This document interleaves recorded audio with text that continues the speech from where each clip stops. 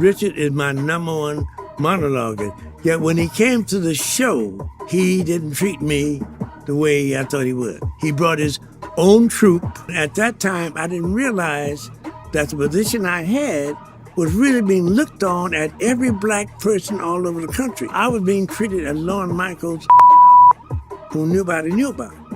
And he took that to heart and brought his own troupe. He didn't use me to do anything with him on the show. If you see that show again, you see I never do anything on with him. Welcome back to About a Week Ago with Dom Smith. I'm your host, Dom Smith, where I sum up the best news stories that happened about a week ago.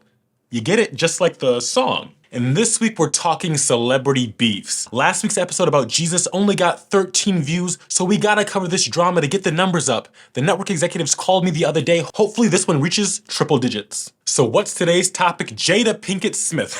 I'm just f***ing with y'all. Seriously though, about a week ago, DJ Vlad began releasing interview clips of comedic actor Garrett Morris, with the interview being conducted by Sean Perez. Morris, among his many credits in film and recurring roles on TV, he's been in the main cast of a series for 20 seasons of television. That's iconic, including 1 season each of the short-lived shows Roll Out and Cleghorn, 5 seasons on SNL, 5 seasons on The Jamie Foxx Show, 6 seasons on Two White Bitches, Two Broke Girls, and 2 full seasons on Martin. And I'm sure Morris will go into the story of how Martin Lawrence fired him while he was in the hospital recovering from a robbery where he was shot, a story that Comedy Hype covered. And go check out the story on our page before Vlad retells the story on his. No offense, Vlad, but Dr. Umar told me to say that. In that interview, Morris spoke on Richard Pryor hosting Saturday Night Live during 1975 in the show's first season. Richard is my number one monologuer. Yet when he came to the show, he didn't treat me the way I thought he would. He brought his own troupe. At that time, I didn't realize that the position I had was really being looked on at every black person all over the country. I was being treated as Lorne Michaels, who nobody knew about. And he took that to heart and brought his own troupe. He didn't use me to do anything with him on the show. If you see that show again, you see I never do anything on with him. And the video ends with Morris telling Prez he would later cameo in 1987's Critical Condition, also starring Pryor. And with the way the internet goes, stories continue to be retold and repackaged, just like I'm doing now. But back in October 2021, Morris did an interview with The Hollywood Reporter and was interviewed by Seth and told the same story. Referring to the comedic abilities of Dave Chappelle and Richard Pryor, Morris said, "I think Dave is a genius, to be honest. He's a comic genius. I put him on the same level as I put Richard Pryor. But Richard, the laughs were different. He had the ability to make you laugh at something and later on realize he was making a political point. Dave doesn't do that. Dave has substance going on as he makes you laugh. You are hearing what he's talking about in your face. Maybe a bad choice, but that's a level up anyway. And for me, Richard Pryor is the greatest monologuist I've ever heard in my life,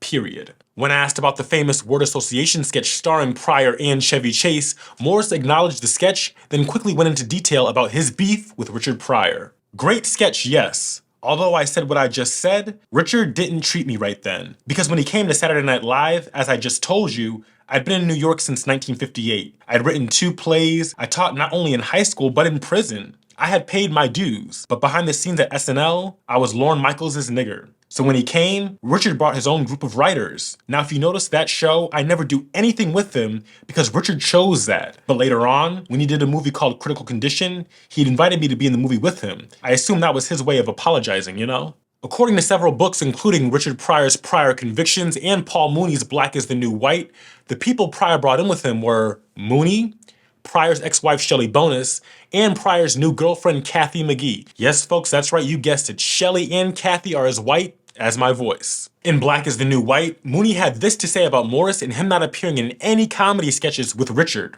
"Garrett Morris, the token Negro in the ensemble, isn't in any of the sketches we work on. I think, why not? Is there a quota in place?" Richard and I both secretly regard Morris as a perfect Negro, specializing in clownish comedy. He doesn't seem to be part of the ensemble, like he's some separate but equal cast member.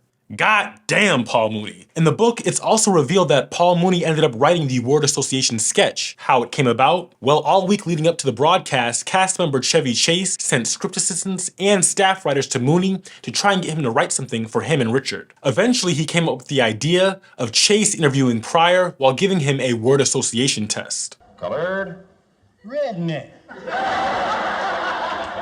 Jungle Bunny. Peckerwood. Burrhead. Cracker. Spear Chucker. White trash. Jungle Bunny. Hunky. Nigger. Dead hunky.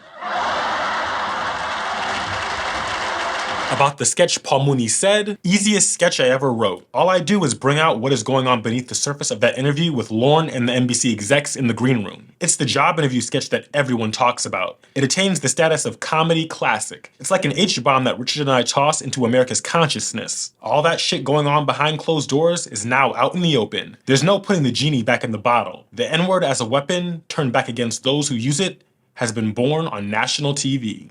Ladies and gentlemen, I'm the type of reporter who looks at what's trending on social media, then regurgitates those same opinions as my own on this platform. Remember folks, my opinion can only be bought. Why? Because it works for everyone else, that's why.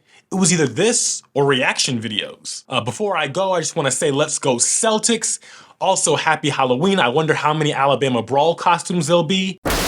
And lastly, everyone please enjoy the hype moment of the week. Now, don't waste your time, man. You know, help those people who can't be saved, man. Just throw me in the bed and forget about me. And to make sure that my last days are comfortable, keep me highly medicated. You know my condition. Yes, I do. You're suffering from a severe case of full of shitness.